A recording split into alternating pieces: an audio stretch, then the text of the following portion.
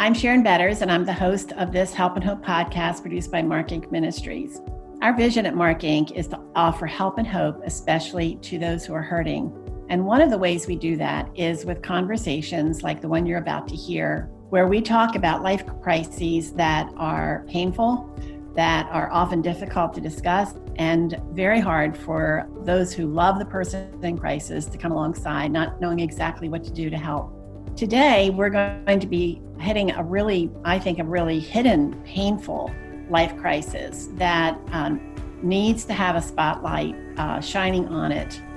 It's probably no surprise that you know that pornography is one of the fastest growing businesses around the world. $97 billion in profits around the world, $10 billion in profits in the United States alone. But what might surprise you is that women between the ages of 18 and 30 admit to visiting pornography sites at least once a month. And then there's a percentage of them who admit to being addicted to pornography. These stats are from 2018. So no doubt those stats are growing. And pornography with women is something that we aren't really paying a lot of attention to. But my guest today is Jessica Harris, and Jessica has written a book called Beggar's Daughter, where she shares her story of becoming addicted to pornography, what a struggle it was for her, how it impacted her life, and then how she found freedom. And so I know that even if you think, well, I'm not addicted to pornography, it has nothing to do with me. Yes, it does. And you're going to see that in the conversation that we have. So Jessica, thank you so much for joining us today. Oh, it's my pleasure. Thank you for having me. Jessica, before we jump into the topic of pornography, tell us a little bit about what gives you joy in your life right now. Oh, that would probably be my husband and my little girl for sure. I love to take care of them and to dote on them. And I got married when I was 32. So I spent many years doing a lot of fun things and traveling and speaking and living the single life. And definitely, they bring me so much joy in taking care of them and loving them, my little family. It's definitely a special season of life. And it's wonderful to hear you speak about this season with such joy. You wrote a book called Beggar's Daughter, and in it, you were very transparent about your addiction to pornography, how it started, how it impacted your life. Why are you so transparent about something that really is a hidden pain? Most women would not be willing to admit to such an addiction. Yeah, well, it's definitely not, it was not an easy road. When I found freedom, I kind of said, okay, I'm never telling anybody about this. Like, yay, I'm free and I'm going to move on with my life. And I really was struggling to figure out what God wanted me to do next. And just thought, okay, let me just rewind. And what do I enjoy doing? What am I good at? And I enjoy writing. And then it's like, well, lots of people are writers. Like, I don't want to be a journalist. I don't want to be an editor. I'm not interested in that stuff. What can I give? Like, what can I do in writing? And it was almost this feeling of, well, you're going to share your story. And oh no, I am not. That is not going to happen. So I wrestled with that probably for 2 years back and forth of like, no, I don't. This is the last thing that I want people to know about me. I'm not going to make it the first thing they know about me. Like, this is not happening. This is someone else can do it. And I thought for sure there would be someone else out there. So I started struggling in 1999 and started looking for help in 2003. So in 2009, I was thinking, no, surely somebody, if this is a problem, somebody else has already said something by now. And I went looking for resources for women, and there weren't any. And I got angry. I got so angry because there are statistics. There's a study dating back to 2003 noting that Christian women struggle with this. And I thought, it has been 6 years. Why hasn't anybody said anything?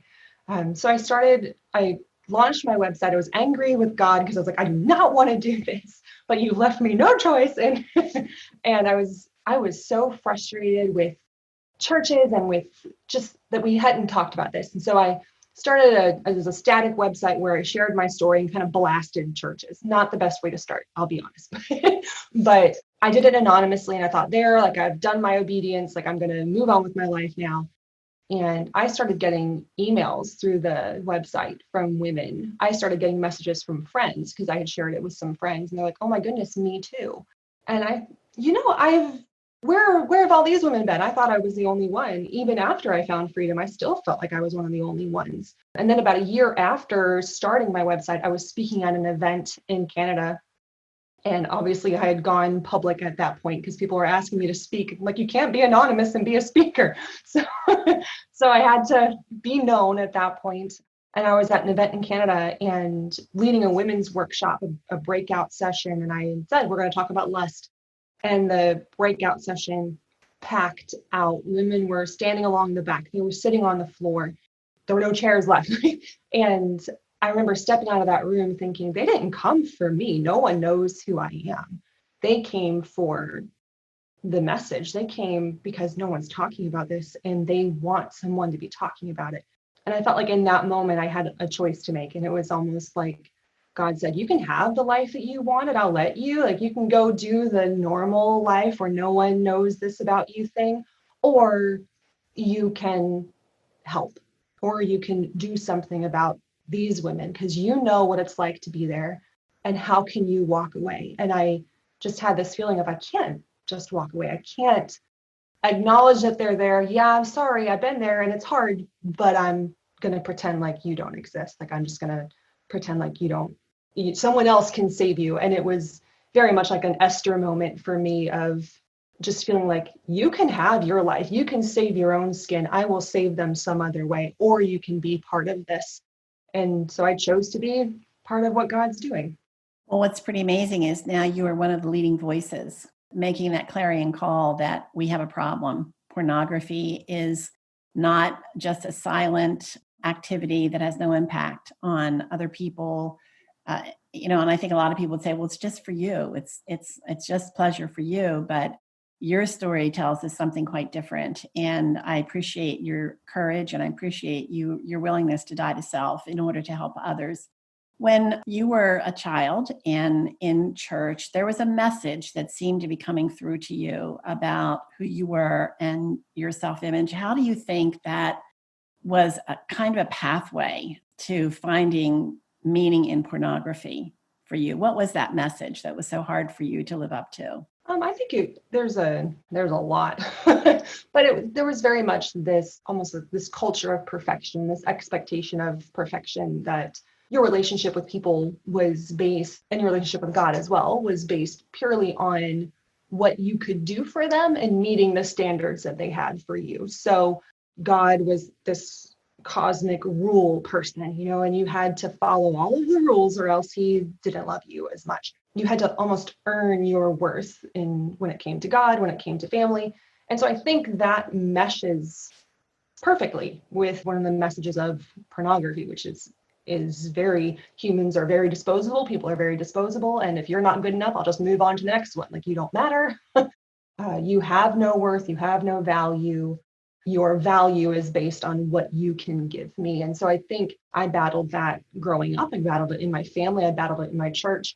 And so when it presented in pornography, it didn't seem abnormal. It didn't seem different. I've seen this before. Like, this is consistent with everything else in my life. So it fit. And I think, and I've told parents this before, like, if I had heard a different message, if I had heard that my worth and my value wasn't based on what I could do or my performance, if I had had that truth, I wonder if my struggle would have looked different, because I would have been able to say, well, that's not how I want to feel. That's not what I want to do with my life. But because it was so consistent in all areas of my life, then pornography just kind of stepped right in and fit with everything else.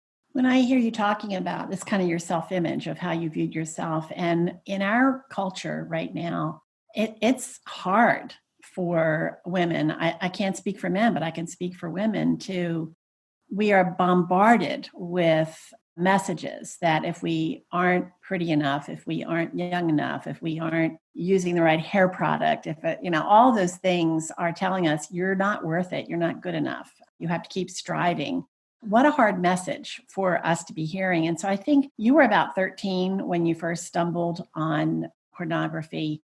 So I want to ask, tell us about that. But then I also want you to share a little bit about how can we as women, older women, help younger women, our daughters, granddaughters, to prepare them for the pull of pornography in this culture that says you aren't enough. So to answer the first part, my exposure happened completely by accident. I was researching for school, and I came across it wasn't YouTube, because YouTube wasn't there back then, but it was something similar, like a website that was just full of video clips, and they were educational video clips. So it wasn't like I had gone on to a porn website. Like, I was on a neutral website that actually had educational clips for students on it. And one of the clips in that screen looked different. It was kind of obscured. It was darker. You couldn't really tell what it was. And I'm just clicking through brainlessly. And it was a porn video. It was hardcore pornography. So I clicked on it. It started playing. When I tried to exit out of it, it ended up, pop-up barrage, and just sucked me into it doesn't exist anymore, but it was an underground. So what that was at the time was the most extreme and kind of like not allowed pornography at the time. So I had gone from a completely neutral educational website to essentially illegal pornography, when not on purpose. And I didn't know that at the time. I had no idea of any of that. I just remember looking at it thinking, oh, so this is what people are talking about and aren't telling us about, because in church we didn't talk about that. In my family, we didn't talk about that. And so when I saw these videos, I was like, oh, this is that secret world that nobody wants me to know about, And so then it almost felt like, oh, like I know things other people don't know.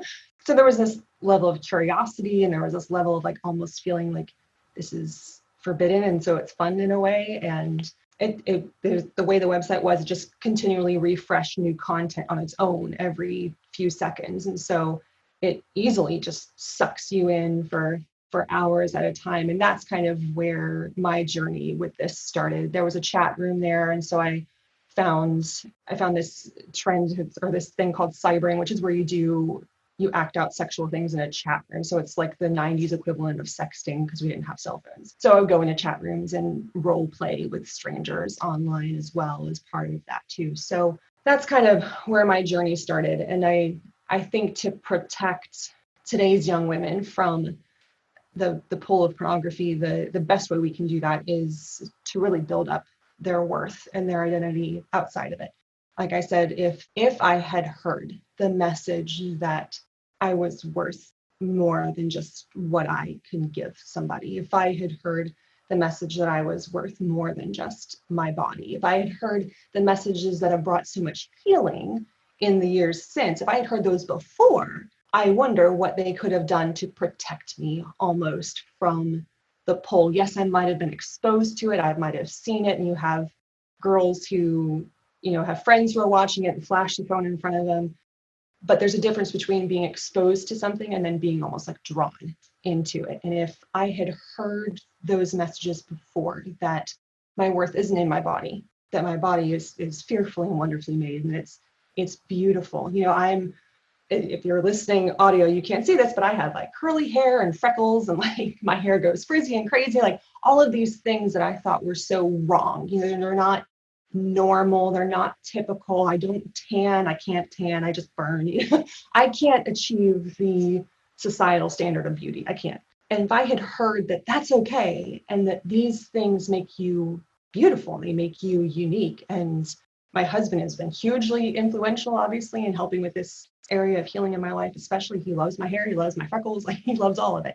But if we heard that message of almost acceptance, for lack of a better word, and just building up who God created us to be, like body, mind, and soul, like all of us, if we gave that message to our young women, I wonder how much it would protect them from the damages of pornography and sexting, which is huge among today's teenage girls. Like, they're believing that their worth and their value comes from selling themselves and giving their bodies away. And what if we were teaching them from when they were little that that's not it, and that you can respect yourself and you can have those boundaries and you can say no and you can have a worth and a value outside of that. I think that's how we protect them from that pull for sure. I'm glad you brought up sexting, because I think for anybody who thinks that pornography is not a woman problem, that certainly to me is saying, yes, it is, because where do young girls get this idea that sexting is appropriate and okay? And it is a rampant issue, and it's shocking to when you hear what girls are sharing nude pictures and things like that with boyfriends who then break up with them and they pass the pictures around. And it just actually, I think it feeds into exactly what you're talking about, that image of yourself that you're just not good enough and you've thrown away something important, somebody's trampling on it. So the roots, the tentacles of pornography are so deep and really frightening. And so again, I'm so glad that you are speaking out, and your story is, I know it's helped women already. One of the things that I think about too is, again, pornography, it's not, what's the big deal about it, but what is the big deal? How did it impact your life, your time, your relationships as you went from being a 13-year-old into high school? You were a good student in high school, then college, working. I mean, did it have, what negative impacts did you really finally begin to see?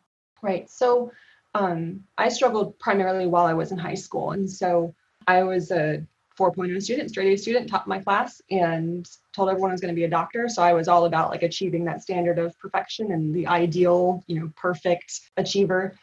But near the end of my high school career, I actually noticed that my pornography use had spiraled out of control. So I was to the point where I would look at pornography for hours every day when I got home from school. I lived with my mom and my siblings lived elsewhere. So it was just my mom and I in our home.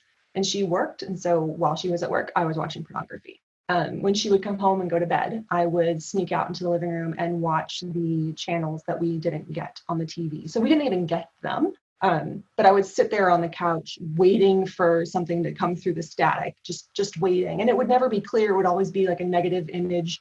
But I would sit there for hours just waiting for stuff to come through. At school, I would sit on the library computers or as a teacher's aide on a school computer looking at erotica, which is stories. And no one ever questioned it because I'm a straight A student. You have no reason to question it. My mom didn't question why I was studying so much. I'm a straight A student. Like, I'm achieving everything that everyone wants me to do.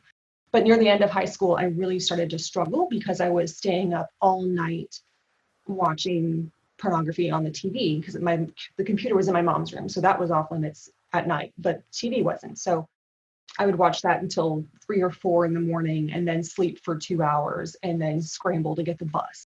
And it was starting to get a little hard to keep my grades. And that's when almost pornography became a threat. Like, oh no, you're not going to mess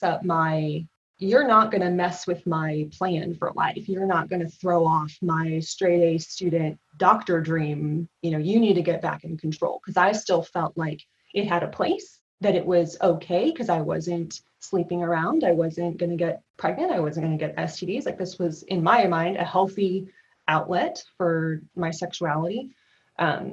But at that point I'm going, but I can't control this. Like, I'm trying to stop and I can't. I'm trying to limit myself to maybe 2 hours a day and I can't. I cannot manage to stop myself. And so I began to self-harm as a way to try to get this under control. That did not work. And then I went off to college hoping to get help there. Not willing to tell anybody that I was struggling with this, but hoping that I would get caught and that someone would be able to help me. I did get caught and they said, this wasn't you, women don't have this problem, and began to reprimand me for giving my password out to male students on campus and that I was protecting them and that they were hurting and that they really needed help and they needed to. I'm thinking, no, it's me. I am the one who is hurting and I am the one who needs help. And that was my rock bottom, was after being caught and being told like women don't have this problem. I stepped back and said, oh man, then something's really wrong with me. And I gave up that dream of becoming a doctor and didn't care about my grades anymore and decided at 17 years old that I was going to be a porn star because that was all I felt I was worth at that point. And to me, it wasn't worth it to keep trying to keep up this image. How long can you keep living the double life? And if I couldn't be the Christian girl who struggled with porn, then I was going to be the porn star who used to be a Christian. Like, that's how it fit in my mind. I was done playing the game. So I left college, college dropout, and I went back home and tried to figure out how to get into the porn industry. Thankfully, it's not easy to just like, you don't just apply like for the grocery store. So God protected me in that way. But I think over the years, it's just been healing from a lot of the damage. I think pornography is very damaging. And I've been to a counselor, and she was very wise and just acknowledging that it's trauma, especially when you're exposed as a teenager. Your mind is still so young and doesn't necessarily understand what you're seeing. And so there's an element of it that's trauma. And obviously the pornography that I was viewing and that I was exposed to was by its own nature traumatic. So having to overcome the damage that did to me. What does it teach you about who you are as a woman? What does it teach you about relationships? What does it teach you about sex itself? And just having to work through that. I've seen it in how I trust people and how I interact with people. I struggled for a long time to build friendships just because I always assumed that they wanted something from me. And then I struggled on the other end of, well, when they find out this about me, they're never going to want to talk to me again. So having to kind of walk that balance between the two. And then a whole new crop of problems when I went to get married and was approaching my wedding and beginning to realize like, oh my goodness, I'm going to marry somebody. And like, I'm going to be in a bed with somebody, like for real. And I have no idea, like I'm freaking out. And you think, oh, well, this is good for teenagers, it's their sex education. It is not at all. And I can say as somebody who spent years watching videos and seeing this, and as someone who's been married for 2 years now, that they're not the same. Like it's not the same at all. And I think it's horribly damaging to just your identity as a woman, and just your sense of value and your sense of relationship and how you relate to other people and how you trust other people. Like it roots out so much. I tell people all the time, it goes after a woman's heart, and it rips the heart and soul out of women. So it's very damaging. You were in college when you finally said, okay, I have an addiction to pornography to somebody else. That was the beginning of your pathway to healing. Tell us about that. And you kind of mentioned some of the things, like you went through counseling for addiction and all the different areas of life where you had to unravel all of the lies that pornography had taught you. So I know that would be one of the things that you would say. That's a given, that you need someone to walk with you. You had somebody to walk with you, to start that walk with you. How do you find someone like that? Because like women are ashamed. They're filled with guilt in a way that I don't know that men are. So how do you get up the courage to speak to someone else as you did, and then to find someone that you can trust to walk with you, not to get, but to give to you? Yeah. I think one of the most insightful things that you said was that the shame is different for women, and it is very different for women. Even though there are several of us who've been speaking out on this for several years now, we still get emails from women going, I thought I was the only one. So we're still fighting against this idea that women don't have this problem. And so one of my big rallying points, I guess, over the last few years has been churches need to start talking about this, because that's what helped me finally. After I left one college, I went to another one the following fall. And there they said, we know some of you women are struggling with this, and we're going to help you. Women are hungry for that. If a woman is struggling, she needs to hear that. She needs to hear that she's seen, that she's not alone, that we are, and we being, there's several of us now who have shared our stories and are trying to generate this kind of awareness of this problem, still kind of fighting this culture of, well, no, we don't talk about that in our church, but you do. You talk about it with regards to men, but you won't talk about it with regards to women. And so we do encourage pastors and Bible study leaders and college ministry leaders to just include women in the conversation. It will not hurt you. It doesn't take much at all. It literally just is standing at the pulpit and saying men and women have this problem, and stopping the narrative that's all male based, and then starting to just include telling parents to talk to their sons and their daughters about this. It's not hard. And when we do things like that, we're starting to break down that wall of shame where women will feel safe to come forward and to tell somebody. That's what every woman wants that. She wants to be able to tell somebody, but the fear is that it's not safe to. And so when you step forward and say, I am a safe place for this struggle, you make it that much easier for her. We're missing those safe spaces right now, and they might be very safe. They're just not advertising themselves as such. So for the woman who's struggling, though, I always encourage them to tell somebody in their life, because they love to email myself and tell me, and that's fine. But I can't help them. I can't walk alongside them. I'm not in their life. And that's what's so vital, is because pornography is such a pervasive issue, and because it kind of digs its tentacles, as you said, like into so many areas of your life. It's not just about stop watching pornography. It's not just about getting accountability. It's not just about filters and password protection. That's not it. It's about healing that has to happen. We're kind of going through and cutting all of those tentacles off and healing up those holes that are left behind. And that involves like so much more. It involves emotional regulation and coping mechanisms and all these other, how do you deal with stress? How do you deal with anger? How do you deal? And I can't help you with that. So I encourage women to really pray about it. And I know it's scary. And I tell them, if you want to, you can throw me under the bus. You can have the person read my website first, read my book first, get a feel for how they react to it. If you're afraid of how they're going to react to you. And then if they seem like a safe space, then you can go, then this is also me. Let them use my story if you want to. And that's totally fine. And also an encouragement that you don't have to tell them everything up front. And you definitely don't have to find somebody who's been there before. We sometimes struggle with that because that's a definite safe space, and somebody who's walked the same road. But you're really wanting somebody who's walking in healing, and they can be healing from all kinds of things. You're wanting somebody who's where you want to be, not necessarily where you've been. So if you find a woman who, even if she's your age, that you admire and respect, she's a great mom and she's a great wife, then link up with her and have coffee and just say like, hey, I want to learn from you. And I also want to share that this is part of my story and this is part of my life. And it's super scary and it's hard because we don't have a lot of safe places right now. So that's kind of two-pronged, like hoping that churches and people will start to say, hey, you can talk to me about this, and that women will also start speaking up and saying, hey, I need someone to be able to talk to about this. Yeah, I really appreciate what you're saying about the woman doesn't have to have experienced the same thing, because as you said, there are so many other issues that are impacted that every one of us experiences. How do we deal with stress? How do we deal with anger, disappointment, those kinds of things? And it may not be pornography that we turn to, but we have to learn the right places to turn to. So I appreciate that so much. As we start to wrap up our conversation, I want to remind everybody that this is Jessica Harris, and she has written a book called Beggar's Daughter. You can also learn more about Jessica and really the movement that she and some others have started in crying out to the world that we need help.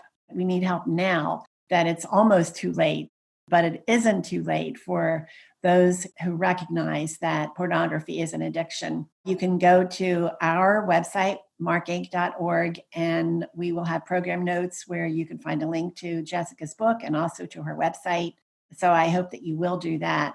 Jessica, as we wrap up, would you just think about what would you say to a woman you're having coffee with? She's told you her heart is breaking. She's in counseling, but she's had setbacks. She just doesn't know if she can depend on anyone or anything to help her, especially when she goes along, she's doing well, and then she has a setback. Could you just speak to her for a minute as we wrap up our time together? Absolutely. I think setbacks are part of the growing process. When my daughter was learning to walk, she didn't just all of a sudden get up one day and start running around the house.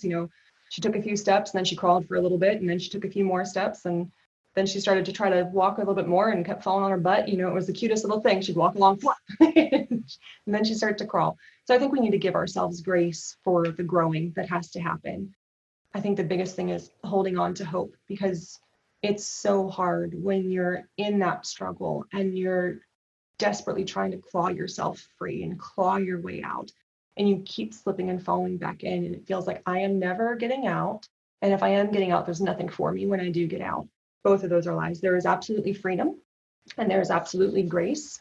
There's absolutely restoration. And God doesn't put you in like a different category because you used to struggle with this, and he doesn't pull you out and go, okay, well, you made it out, but now you're going to sit here on the back shelf because I don't want to use you, and I'm not going to let you have anything nice in life, and you're going to have to just suffer. That's not God, and that's not grace. And so I would just encourage, don't give up and have a freedom focus. What happens is we slip and we fall and we reset the clock and we go, oh, well, I went 10 days. Well, now I'm back to zero. No, you went in 10 days. Keep going. Just keep moving forward and keep that freedom and that forward focus, and keep clawing your way out. Keep talking to the counselor, like keep working through this, and don't give up. That would be my biggest encouragement. So many women, oh, I'm never going to be able to get married. No one's ever going to love me. I'm damaged goods. I'm messed up. There's something wrong with me. And all of that's not true. Like, that's not God's message for you. That's not the truth of your identity, of who you are. And just encouraging women to keep that focus on him. He knows who you are. He made you the way you are. And like, he has a plan and a purpose for you, and you keep climbing towards him. And you might slip and you might fall, and you just get back up and keep going. Jessica, thank you so much for the help and hope that you've offered just in these few minutes that we've had together. And it really is my hope that our conversation is going to be like salty peanuts for listeners, that you will want to know more about Jessica. You'll get her book and you'll visit her website. And again, all that information is on our website at markinc.org. Jessica has mentioned counseling as one means of finding your way to freedom from pornography addiction. And Mark Inc. Ministries has started Anchored Hope Biblical Counseling Online. You can learn more about the Counseling Center by going to biblicalcounseling.online. It's biblicalcounseling.online. We have counselors from all over the country who are eager and ready to walk with you, even through pornography addiction. Again, I'm Sharon Betters, and this is the Help and Hope podcast produced by Mark Inc. Ministries. If this has been a blessing to you, go to markinc.org, where you can find many, many more stories like Jessica's that offer help and hope in the middle of a life crisis. Thank you so much for joining us.